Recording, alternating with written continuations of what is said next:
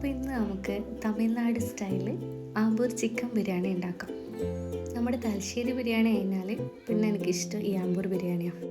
ഇതിലധികം മസാലാസ് ഒന്നും യൂസ് ചെയ്യില്ല. സാധാരണയായിട്ട് ഇത് സ്പൈസി ആയിട്ടും സ്പൈസി അല്ലാണ്ടും ഉണ്ടാക്കാറുണ്ട്. ഞാനിവിടെ സ്പൈസി അല്ലാണ്ടാണ് ആക്കിയത്.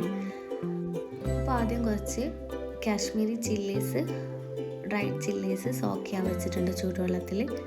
ഞാനൊരു 5-10 എടുത്തിട്ടുണ്ടാവും. നിങ്ങളുടെ എരിവിനനുസരിച്ചിട്ട് കൂടുതലെടുക്കാം.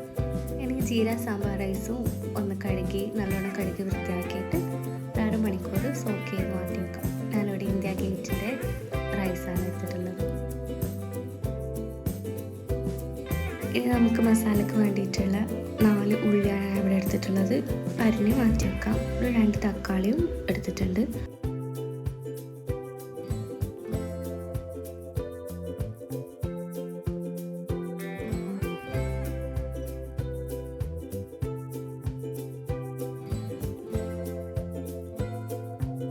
പിന്നെ ഇഞ്ചി വെളുത്തുള്ളി ഒന്ന് ചതച്ചെടുക്കുന്നുണ്ട്.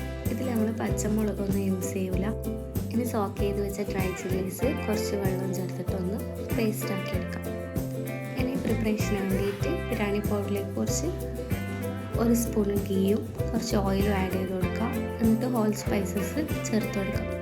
എന്നിട്ട് അരിഞ്ഞു വെച്ച ഉള്ളി ചേർത്തിട്ട് ഒന്ന് വഴറ്റിയെടുക്കാം. കുറച്ച് ഉപ്പും ചേർത്ത് കൊടുത്തിട്ട് നല്ലോണം ഒന്ന് വഴണ്ട് വരുമ്പോൾ അതിലേക്ക് ഇഞ്ചി വെളുത്തുള്ളി ചതച്ചത് ആഡ് ചെയ്ത് കൊടുക്കാം. അതിൻ്റെ പച്ചമണക്കം ഒന്ന് മാറി വരുമ്പോൾ തക്കാളിയും പിന്നെ അരച്ച് വെച്ച ചില്ലി പേസ്റ്റും കൂടി ചേർത്തിട്ട് നല്ലോണം ഒന്ന് വഴറ്റാം. ഇനി അതിലേക്ക് 1 കപ്പ് മല്ലിയിലയും 1 കപ്പ് പുതിനയിലയും ചേർത്തിട്ട് ഒന്നുകൂടി വഴറ്റാം. ഇനി അതിലേക്ക് 1 കപ്പ് തൈര് കൂടി ചേർത്ത് കൊടുത്തിട്ട് നല്ലോണം ഒന്ന് മിക്സ് ചെയ്യാം.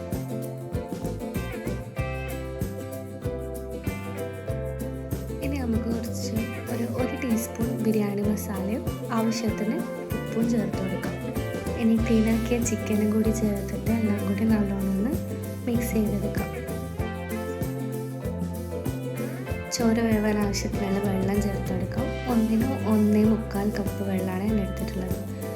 എന്നിട്ട് കുറച്ച് ചെറുനാരങ്ങ നീര് കൂടി ചേർത്തിട്ട് വെള്ളം തിളക്കാൻ വെക്കാം. തിളച്ച് വരുമ്പോൾ നമ്മൾ സോക്ക് ചെയ്ത് വെള്ളമൊക്കെ കളഞ്ഞിട്ടുള്ള അരി ചേർത്ത് കൊടുക്കാം. ഇനി അടച്ച് വെച്ചിട്ടൊരു മീഡിയം ഫ്ലെയിമിൽ ഒരു 10-20 മിനിറ്റ് കുക്ക് ചെയ്തെടുക്കാം. ഓൾമോസ്റ്റ് 90% കുക്കായിരുമ്പോൾ അതിലേക്ക് 1 ടീസ്പൂണ് ഗീ കൂടി ചേർത്തിട്ട് ഒരു 5 മിനിറ്റ്സും കൂടി കുക്ക് ചെയ്യാം. അപ്പോൾ എല്ലാവരും ട്രൈ ചെയ്ത് നോക്കിയിട്ട് ഫീഡ്ബാക്ക്സ് പറയണേ.